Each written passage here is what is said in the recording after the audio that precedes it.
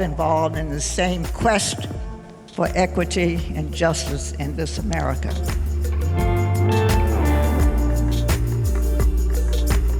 I knew that my people had made contributions that needed to be shared. And I said, we can do better. Get knowledge, get information, and then get inspiration. Be prepared to do something. So I am excited to be here with one of my favorite people in the country. I'd rather even say in the world, Ms. Xernona Clayton, who is president of the Trumpet Foundation. She is a longtime historian, and there's not a better guest that we could invite to be with us. And so I think I want to start, Ms. Clayton, because it's so, there's been so many amazing moments, and I don't know if you realize what an impact you had on us as younger women. I met you in 1993 at the first Trumpet Award. Oh my goodness. And that's when Rochelle, who was with Fox at the time, invited me to come to Atlanta. And I was totally blown away. It was a historical moment for me. I learned from you to appreciate Black history. So talk to us about that, because you've got this wonderful audience who recognizes the importance of Black History Month, but you were living it. Well, Hattie, thanks for the compliment. But, people, it's amazing to me the response that I get from people about what role I play in their lives. Recently, as you all know, we were basking in the success of Kamala Harris being picked for the vice president's position. And I got 3 calls from 3 unrelated people who said to me, you're responsible for all of this, because we didn't learn Black history in school. We didn't know it. We hadn't heard about it. And now you make us know these people. And now we all feel like we're cousins to Harris. She's a member of the family. And those are the kinds of things that I was getting from her ascension. But I think what happened is a lot of us did not get Black history in school because of prejudice and segregation and discrimination. I personally was tired of watching television, seeing our people just act like buffoons all the time. And I was saying, I wish we had some choices, someone who's been doing something, someone who's been contributing to our vast society. But it wasn't happening. And I just said, I was being critical like everybody else, complaining. And here I was sitting as an employee with Turner Broadcasting, had television at my disposal, a boss who was sympathetic to the signs of the times as I was. And I felt like maybe I can help change that image. That if I did a program, this is what I subsequently came up with. Plan a program and do what Dr. King used to say all the time. Dr. King told us that he didn't believe that all white people hated us because they just loved to hate. It was his feeling a lot of white people hated us because they just didn't know us, because if they only knew us, knew the kinds of contributions we've been making, then he thought it might change their attitude. So he said, I'm going to just tell all of you to find ways to help tell our story so white people know who we really are. I never lost that thought. It was embedded in me. If I ever got the chance, maybe I could do what he asked us to do. So I planned this program called the Trumpet Awards, where I would show by example in personal appearances the lives of people who have been contributing to this great society.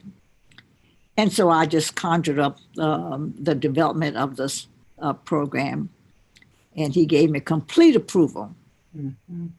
to go for it. Do it. Sounds great to me, and we'll pay for it. Well, I started talking about people who were doing great things. And way down the line, Hattie, I got a call from a white woman who told me she lived in mid America. I don't want to expose her. She said that she grew up hating all Black people Mm-hmm. because her loving mother and father taught her that all Black people were lazy. Mm. And used some examples. She said they would rather, said Black men would rather stand in line to get a welfare check than to get a paycheck. Mm. All Black women would stand up and rather have a baby than Mm. a job. In other words, all of these Black people are siphoning from the coffers, contributing nothing. And she grew up hating Black people, Right. hated them, just hated them, by her own confession. And she said she ran across the show, found out a little more about who we were, and just got excited about researching if what we said was true. And she found out she just went to the library and just had a voracious reading good time. She said, I have just enjoyed my growth and my development. I won't miss any of these shows. But do me a favor, please. I have two little girls. One is 3 and one is 5. I don't want them to grow up in the same ignorance I've grown up in. So send me those tapes and tell me where I can get more information, Mm-hmm. contributions of Black America. And I started telling her, like, there are many more stories, just stay tuned.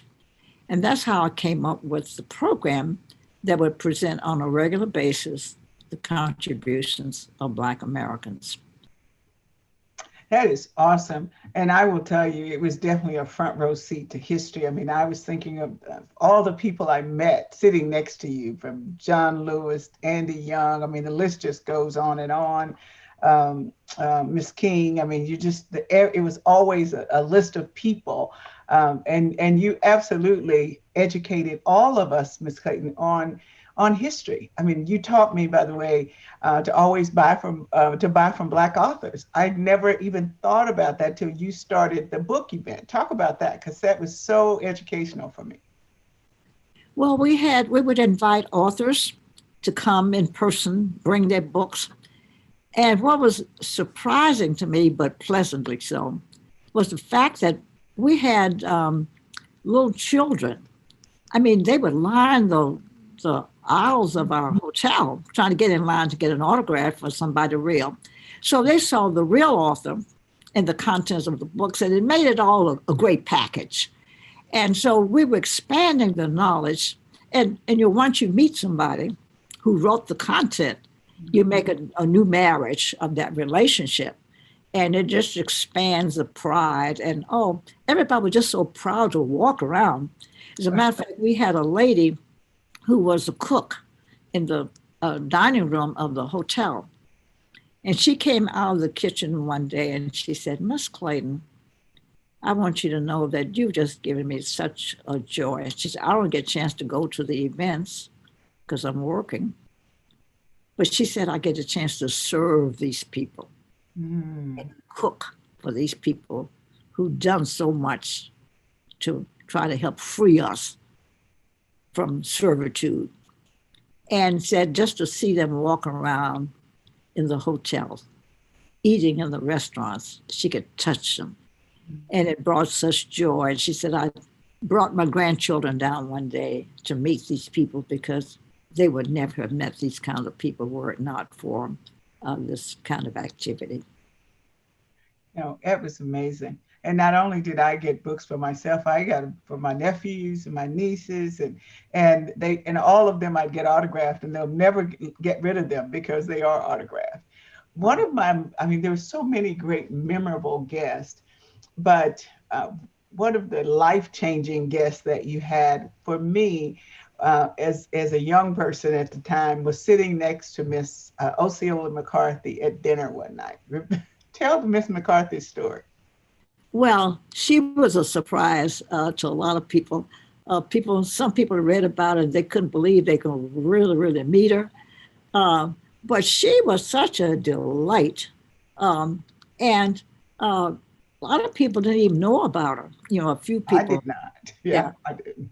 And if said, what? She gave that money to the school?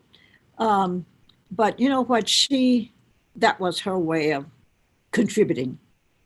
But in the end, they sang her praises. So the mere fact that here she sits in the presence of all these people, and I bought her a dress, so Oh, she, looked like everybody else.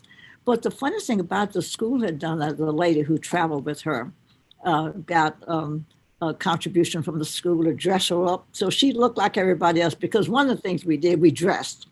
I wanted this to be a first class event where people looked good, thought well, ready to receive the information we had planned for them. And so she looked like everybody else. And she felt so proud that she was dressed up, and we had a professional makeup artist give her makeup. And she felt like, she said, "Oh, I've never been to Hollywood, but I felt close tonight." oh, that's great. Oh, that's great. She was such a nice lady, just and so much wisdom. As I sit with her for dinner, I ask her about the money because everybody, that's what we were all buzzing about. Yeah. And I said, "How did you do that? And still take care of your basic bills and everything?" And she said, "Baby, you pay God first, you pay yourself second, and then you pay your bills." And she said, "If you don't have enough to pay your bills, that means you have too many bills." I never forgot that in my whole life. I was like, "Okay, I got it." But no, All right. she was awesome. She was awesome. So let's talk about, as we think about younger people and where we are today. I've been thinking a lot of this is 2021. There's lots going on in the country and around the world. So what's your lessons for young people as they try to find their mark in the world? I would say, and see the changes that have been made. We're not where we want to go yet, but we've come a long way. And we've got along with the work with Martin Luther King and all of us who labored in the vineyard trying to get the evils of discrimination out of the way.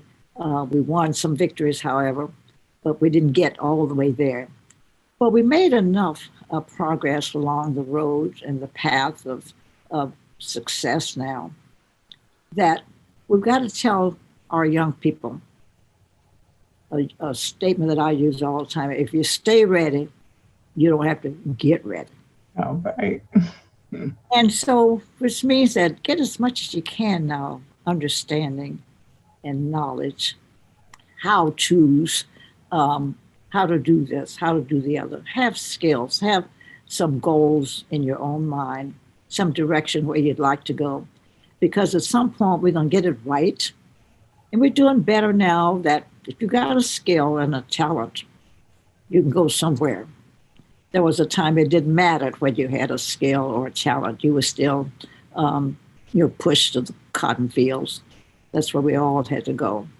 Um, Things are doing better now, and I just love to read every day in the paper, in the magazines about diversity becoming a reality. People are putting more emphasis on it.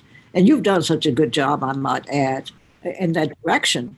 You've made America, well, not just America, but the industry see the need and the investment that people who have talent can make to the growth of all of us. We all benefit. When success is around you, you're going to benefit. There's an improvement in this area, better housing, more learning. Because you see, it doesn't matter if you don't have a penchant for learning how to read and scope out and digest, you're no better off than the person who can't even read. Right. You know, take time to search and research, find out, get knowledge, get information, and then get inspiration to be prepared to do something. And who knows when the day will come when you can really be ready. So in your amazing, I know your birth certificate says 90, but you look like you're 35, so it's okay. You can do you can do whatever you want to do. But there are a few people that we know who walk hand in hand with Dr. Martin Luther King, introduced John Lewis to his wife, that we're in a room and President Obama said, I got to get to Xernona, Miss Clayton. I mean, there are so few people that we know who has been in all of those wonderful spaces and places with presidents. And you've taken the least of us and you've taken the best that our various communities have to offer and shine a big light on that. What's next for you? Well, I don't know. I just feel so good. Well, let me answer that this way. A reporter asked me one day, he said, every time we encounter you for any purpose, you always seem like you're in great spirits and you feel good, look good. How do you deal with your bad days? And I said, I don't have any. He said, everybody has bad days. And I said, well, I thought you were asking me about mine. I don't. And he said, well, please explain it. I said, when I wake up in the mornings and realize I am she who is up, that starts off being a good day. That means I got another opportunity to make those moments count. I think I'm basically selfish. I told him that I feel so good that when I help somebody, that I want to keep on helping because it feels good. I've been so blessed by the good Lord to have the energy, the foresight, and this is not braggadocio. It's just when people are hurting, and I find out about it, I want to help. When people have some misgivings, I want to help show the way. When people are hopeless, I want to cheer them up and give them that verve of vitality to say, oh, you can make it. And speaking of that, I want to give you one example that stands out in my mind so vividly. One of the activities that we used to have in conjunction with the week we were celebrating Black History with our Trumpet Awards, we'd go and feed the hungry because we were bringing in people who already are successful. They had means and success in their own lives and careers. But I want to bring the two together, the ones who have it and the ones who don't. So we'd go to a shelter and have our people who have made a success in their careers to share with the people who are not as blessed, to share with them how they made it and what they're doing now and how their lives have been shaped and how they're helping to shape others. That was my intent. Well, my celebrities, we think they all were just born rich and successful, but they all had trials too. I'm not going to name the name, but we had one very, very well-known, respected artist who said he was like they were at times. He had slept in his car, slept on the ground, no money, because he just wasted it all, homeless and hungry. And he finally was able to get out of that, and he went on to tell the story. Well, after that meeting, a lady came to me and she was boohoo and she was crying. So she said, I want you to know that you've saved my life today. And I thought she was just being complimentary of the our guests who had made such wonderful presentations. But she said, I live in the streets because I've had some bad luck. She said, and I had decided I'd had enough bad luck that I was ready to move on. So I was going to give myself one more day to go through this, and I was going to kill myself tomorrow. She already decided that that was going to be the day she was going to just close the books and give up.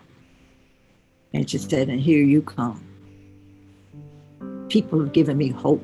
I'm going to try one more. And I said, yeah, and I will help you try another one and another one and another one. And so I kept up with that lady for a long time and tried, and finally was able to get her some direction for her plight. I'll just put it that way.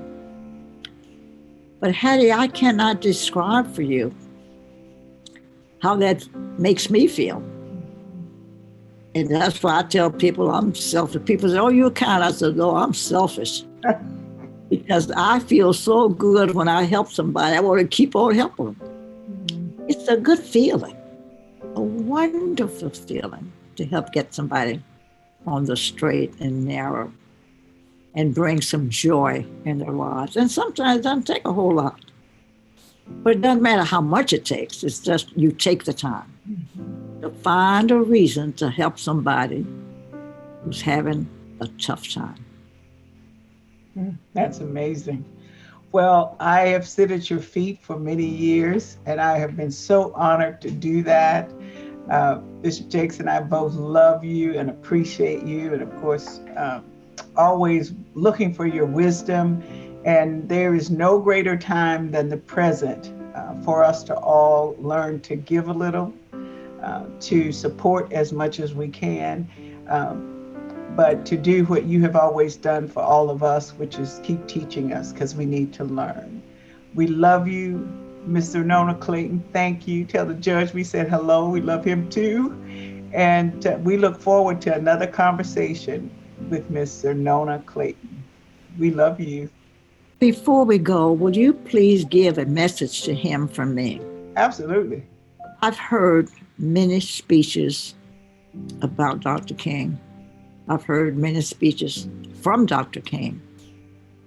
But the speech that the bishop made on the occasion of Martin Luther King's birthday this year was, I think I'll put that down as the finest speech I've ever heard. It included everything. He described a man we all loved and some reasons why we loved Martin Luther King. And he says there'll never be another Martin Luther King, maybe. And people always ask me, what do we do now? You don't have to be Martin Luther King. Be yourself. Do and emulate some of the things that Martin Luther King did to try to make change in our society. Try to be the one.